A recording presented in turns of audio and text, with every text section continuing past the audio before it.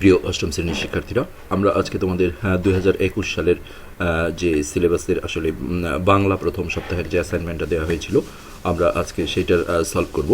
তো এখানে case study নির্ধারিত কাজ যেটা দেওয়া ছিল, এটা তোমাদের পড়ে পাওয়া বাংলার যে গল্পটা রয়েছে, সেটার সাথে এটা রিলেটেড। তো বিভূতিভূষণ বন্দ্যোপাধ্যায়ের লেখা ছিল। তোমরা শিরোনাম হিসেবে কিন্তু এইটা লিখবা যে গদ্য, গল্প। তো তারপরে এখানে প্রশ্নটা ছিল, আমরা নিচে আসলে অ্যান্সার করব। রিনা ও মলি স্কুলে নতুন বই আনতে গিয়েছে। বই নিয়ে বের হওয়ার সময় তারা স্কুলের মাঠে একটা দামি মোবাইল ফোন পেল। তারা তাদের সহপাঠী রনির সাথে বিষয়টি নিয়ে আলোচনা করে। তারা সিদ্ধান্ত নেয় যে ফোনের প্রকৃত মালিককে এটি ফেরত দেবে। কোন প্রক্রিয়ার মাধ্যমে তারা প্রকৃত মালিককে ফেরত দিতে পারে সেই ধাপসমূহ বর্ণনা করতে বলা হয়েছে। এখানে নির্দেশনা দেওয়া হয়েছে, পড়ে পাওয়া গল্পটি ভালো করে পাঠ করবে এবং গল্পের বাদল, বিধু, সিধু, ভেনুরা সততা ও বুদ্ধিমত্তা, তারা যে সততা আর বুদ্ধিমত্তার দ্বারা যেভাবে বাক্সটা প্রকৃত মালিককে ফেরত দিয়েছিল সেই অভিজ্ঞতার আলোকে অ্যাসাইনমেন্টটা তৈরি করতে পারবে। আর শিক্ষকদের জন্য এটা নির্দেশনা, তারপরে তোমাদের আসলে এইটা ফলো করেই লিখতে হয়। অতি উত্তম পেতে গেলে তোমরা জানো অ্যাসাইনমেন্টে আসলে কোনো নাম্বার দেওয়া হয় না, অতি উত্তম, উত্তম এইভাবে দেওয়া হয় বা ভালো। তো সবচেয়ে টপ গ্রেড হলো অতি উত্তম। তো এখানে অতি উত্তম পেতে গেলে তোমাদের এই বিষয়গুলো লেখার মধ্যে খেয়াল রাখতে হবে। আমরা সেই অনুযায়ী তোমাদের অ্যান্সার শিটটা সাজিয়েছি। বিষয়বস্তুর সঠিকতা এবং ধারাবাহিকতা থাকতে হবে। তথ্য, তত্ত্ব, ধারণা, সূত্র ইত্যাদি বিষয়ের সাথে সঙ্গতিপূর্ণ হতে হবে। লেখায় লক্ষণীয় মাত্রায় নিজস্বতা, সৃজনশীলতা থাকতে হবে। সার্থক বাক্যের যথাযথ প্রয়োগ। তো এই যে সৃজনশীলতার বিষয়টা বলা হয়েছে, তো তোমরা যে কোনো ইউটিউব চ্যানেল বা যে কোনো জায়গা থেকে দেখে শুধু সরাসরি কপি করে দিবে, এটা কিন্তু আসলে ঠিক হবে না, তাই না? তাহলে তোমাদের এটা জাস্ট যে তোমরা চ্যানেলগুলোতে যেখানেই যেটা দেখো না কেন, এটা জাস্ট নমুনা হিসেবে তোমাদেরকে ভাবতে হবে। আর পুরো বিষয়টা বাকিটা তোমাদের সৃজনশীলতা আসলে নিজেরাই খাটিয়ে অ্যান্সারটা লেখার চেষ্টা করবা। তো আমরা সেই অনুযায়ী একটা আসলে অ্যান্সার করেছি, যেটা তোমরা জাস্ট তোমাদের হেল্পফুল হওয়ার জন্য। কিন্তু তাই বলে এটা পুরোটাই যে কপি করে বা অনেকে আছে স্ক্রিনশট দিয়ে সরাসরি ওটাই দেখে লিখে নেবে, এটা কিন্তু সৃজনশীলতার বিকাশ হলো না। কেননা করোনার কারণে লেখাপড়া এমনি ক্ষতিগ্রস্ত। তোমাদের যদি সৃজনশীলতার বিকাশ না ঘটাতে পারো, তাহলে কিন্তু তোমাদের জন্য এটা ভবিষ্যতের একটা প্রবলেম হয়ে দাঁড়াবে। আসলে স্কুল কলেজ তো এখন বন্ধ রয়েছে করোনার কারণে, তাই না? সরকারের কোনো উপায় নেই জন্যেই এটা করা হয়েছে। তো যাই হোক, বেশি কথা না, সেটা হলো আমরা এর পরবর্তীতে ভিডিওর পরের অংশে আমরা এটার যে উত্তরটা, সেটা নমুনা হিসেবে, আমরা বারবার বলছি যে নমুনা হিসেবে আমরা আপলোড করেছি। তোমরা নিজেরা বুদ্ধি খাটিয়ে আমি যেটা করেছি এটা থেকে আরও উন্নততর, আরও বড়, আরও ভিন্নভাবে জিনিসটাকে উপস্থাপন করে তোমরা অ্যাসাইনমেন্টটা লিখবে। এবং অ্যাসাইনমেন্ট লেখার নিয়ম যেটা, সেটা তোমরা ইতিমধ্যে দেখেছো, সপ্তম শ্রেণীতে তোমরা পেয়েছো। যেহেতু সুন্দর করে শিরোনাম লিখতে হবে, এক পৃষ্ঠায় লিখতে হয় সবগুলো। আর যেটা উত্তরে যেটা আমি যেভাবে দিয়েছি, ডিজাইনটা ওইভাবে রাখবা, কিন্তু তোমাদের ভাষাগত বা এমনি অন্যান্য বর্ণনাগুলো আলাদা করতে পারো। তো এখানে আসলে যে অতি উত্তম পেতে গেলে আমি যেটা দেখালাম, যে আবার যদি উত্তম হয় এটা সেকেন্ড পজিশনে। বিষয়বস্তুর সঠিকতা ওগুলো আছেই। তথ্য, লেখার সামান্য মাত্রায় নিজস্বতা, সৃজনশীলতা যদি পুরোপুরি থাকে পুরো মাত্রায়, তাহলে সেটা অতি উত্তম হবে। আর সামান্য যদি সৃজনশীলতা থাকে তাহলে এটা উত্তমে পড়বে। তো আমরা সবাই আসলে অতি উত্তমটাই পেতে চাই, বেস্ট যেটা। তো এটা পেতে গেলে আমি যেভাবে অনুসরণ করেছি ধাপগুলো উত্তরে, তোমরাও সেইভাবে করার চেষ্টা করবে। তো ধন্যবাদ।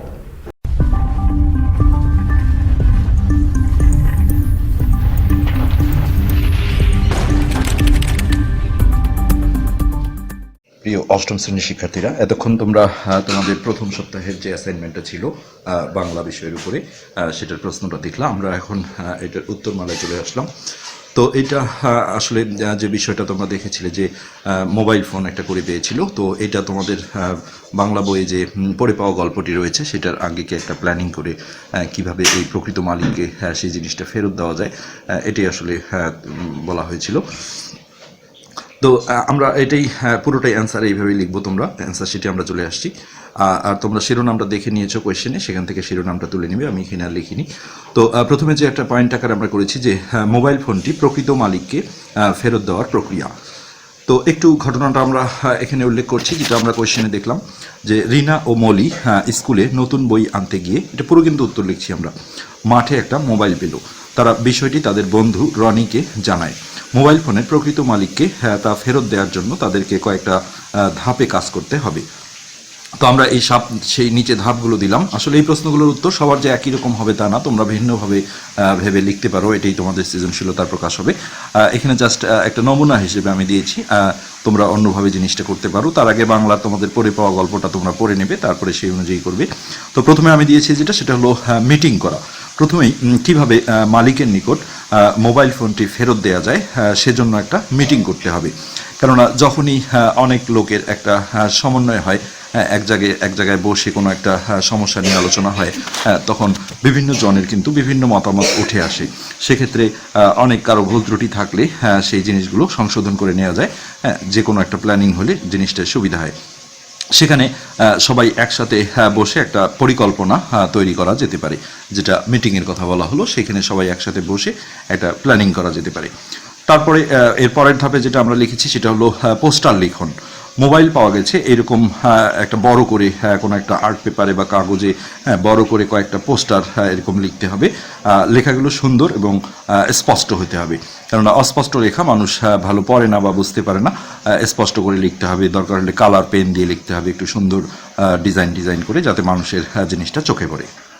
পোস্টার লিখনের পর আসলে যে ধাপটা আমাদের অনুসরণ করতে হবে, তো পোস্টারটা আমরা বেশ আকর্ষণীয় করে লিখলাম, কিন্তু সঠিক জায়গায় যদি আমরা সেই পোস্টারগুলো লাগাতে না পারি, তাহলে অনেক মানুষের দৃষ্টিগোচর হবে না। আর এক্ষেত্রে আসলে একটা বিষয় মাথায় রাখতে হবে, সেটা হলো সেই মোবাইল ফোনটা যেহেতু সেই বিদ্যালয়ে পাওয়া গিয়েছে, তো সেখানে বিদ্যালয়ের আশেপাশে যে দেয়াল টেয়ালগুলো রয়েছে, যে জায়গাগুলো রয়েছে গুরুত্বপূর্ণ জায়গা, সেখানে কিন্তু পোস্টারটা মনে হয় যে একটু বেশি করে লাগালে সেটা প্রকৃত মালিক খুঁজে পাওয়ার একটা চান্স থাকে।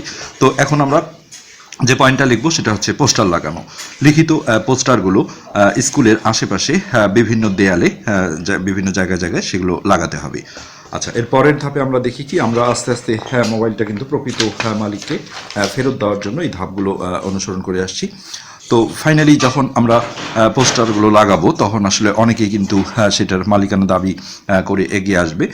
সেক্ষেত্রে আসলে প্রকৃত মালিককে সেটা যাচাই করে সেই প্রকৃত মালিকের হাতেই জিনিসটা হস্তান্তর করার ব্যবস্থা করতে হবে।